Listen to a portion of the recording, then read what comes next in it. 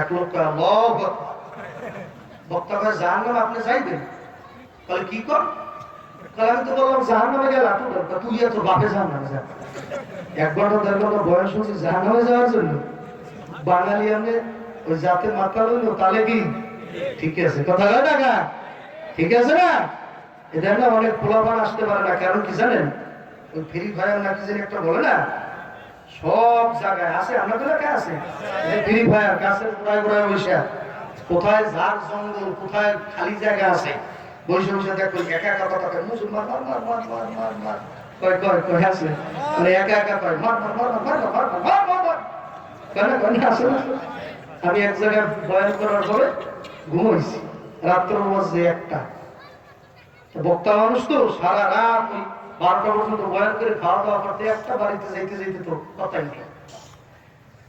1টার সময় ঘুম থেকে হঠাৎ শুনতেছি আমার পাশে যে একটা ওই পাগল ঘুমাইছে, আমি তো জানি না, ও আবার আমার রুমের পাশে, রুমের ভিতরে ও ঘুমের মধ্যে বলতেছে মুঝে মার মার মার। আমি মনে মনে করতেছি মাহফিল কমিটি যে টাকা দিয়েছে ওটা তো ভেঙে রাখছি, মনে হয় চলে লই যায়, চোট ঠোট ডাকায় ঢুকছে। আমি তো মুঝে মার কি দরজা আটকে বাতি জ্বালা, আমার টাকা নেই, দরজা আটকে বাতি জ্বালাই দিয়ে ও আর আমি আর কেউ নেই। আমি বললাম তুই কম্বলের মধ্যে বসে এই কথা বললি কে? বলে হুজুর আপনি বক্তাদের মধ্যে আমরা একটা বেশি কথা বানিয়ে বসেন, আমি এখানে বসে পাকিস্তানের সাথে খেলাইতেছি, কথা হয় না আছে না আছে না? কারে কেডা মারে নিজে নিজে মরে।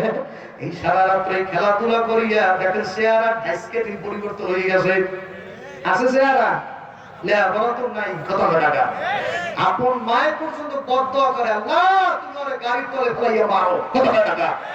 জন্মদাতা পিতা পর্যন্ত বদদোয়া করে, মালিক ওরে গাড়ির তলে ফেলাইয়া মারো, ওর মতো বস্তার আমি চাই না, কথা হয় না। এলাকার সব মানুষের বদদোয়া ভাই, কথা ঠিক কিনা চলে যাবে। আজ খোদা খা ইনা কে আদো বেয়াদব মারু মেগস্তে ফজলে রাত, বেয়াদব কোনদিন আল্লাহর রহমত পায় না। মনে আছে নি ঘটনা? আবু জাহেল রাতের ভিতরে কেসকি দিয়ে নবীর দরজায় যাই দাঁড়াইছে, ডাক দিয়ে বলে আব্দুল্লাহ বেটা মুহাম্মদ, ভাতিজা বলো আমার হাতের ভিতরে কি?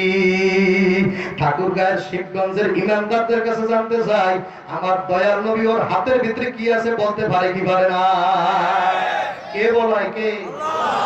আল্লাহ যদি বলায় তো কিছু মানুষ বলতে পারে, কথা বল না। বলাইবে কে? মানুষের শক্তি নাই তো। নবী বলতেছে আপনার হাতের মধ্যে কি, এটা আমি বলবো, তাহলে যদি বলতে পারো জায়গায় কালাম হবে। কি পায় জানেন? আবু জাহেল ওরে বিশ্বাস করে না শয়তান, কথা বলেন।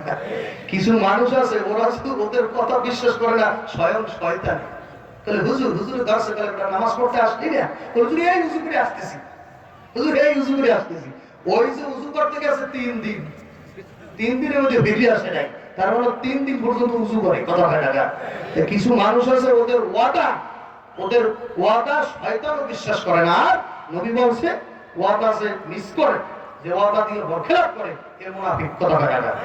কি আপনি মাহফিলে আসতে পারবেন, আপনি কেন বলছেন হুজুর আমি আসবই আসবো, আপনার সামনে থাকবো, কিন্তু সেই লোক কিন্তু আসে নাই, কথা হয় না। আপনি বলবেন আল্লাহ কবুল করে যাবো ইনশাআল্লাহ, ইনশাআল্লাহর মধ্যে কিন্তু ফাঁকি আছে স্কিম, ওয়াদা দিলে ওয়াদার মতো দেওয়া লাগবে, কথা হয় না। এই জন্য বাজানদেরকে বলবো, পর্দালে বাবনদের বলবো, আমার নবী ডাক দিয়া বলতেছে আবু জাহেল সাসালাম, আল্লাহু আকবার, আমি যদি বলতে পারি আপনার হাতের ভিতরে কি, আল্লাহু আকবার, আপনি তাহলে কি করবেন? আবু জাহেল বলে বেশি দেরি করব না, জায়গায় কালেমা পড়িয়ে দেব। আমার নবী ডাক দিয়া কয় সাসাজান,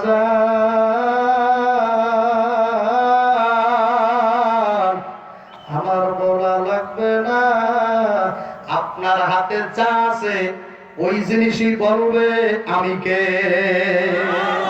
ওরা ফানালাকে যিকরা কে নবী, আপনার জিকিরকে আমি বলন্দ করিয়ে দিলাম, আল্লাহু আকবার। না নবীর জিকির কে বলন্দ করছে?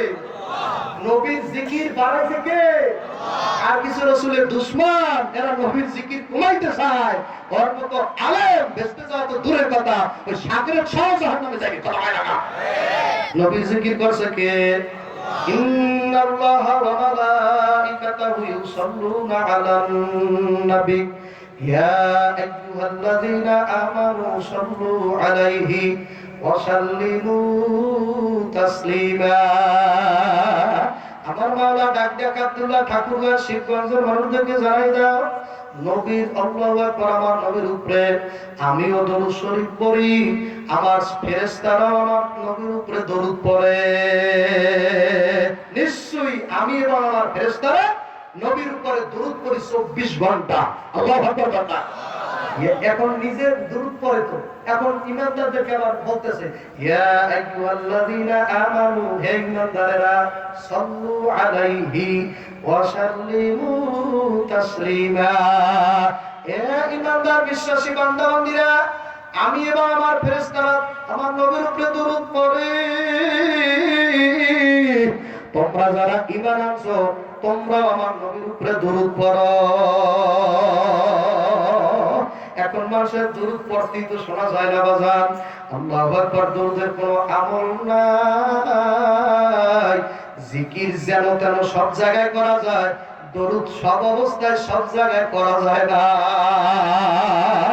কারণ দরুদ হইল নবীর শানে। ইমাম শাহরানী রাহমাতুল্লাহ কিতাবের মধ্যে রাখছে, দরুদ যখন কোন বান্দা ঠাকুরগাঁও থেকে পড়া ধরে, শিবগঞ্জ থানা হোক, পীরগঞ্জ থানা হোক, যে কোনো থানা হোক না কেন, দরুদ যখন পড়া ধরবে, যেই বান্দা দরুদ পড়বে তার ভিডিও অবস্থাটা ডাইরেক্ট দয়াল নবীর রওজার সামনে দেখানো হয়।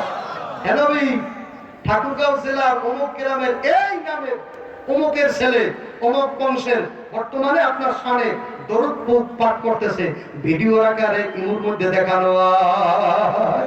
আমেরিকার থেকে যদি বাজার ঠাকুরগাঁও মোবাইল করে, এখন আল্লাহু আকবার এমন ব্যবস্থা হয়েছে, আমেরিকার মানুষটা বাজার ঠাকুরগাঁও বসে বসে দেখা যায় কি যায় না।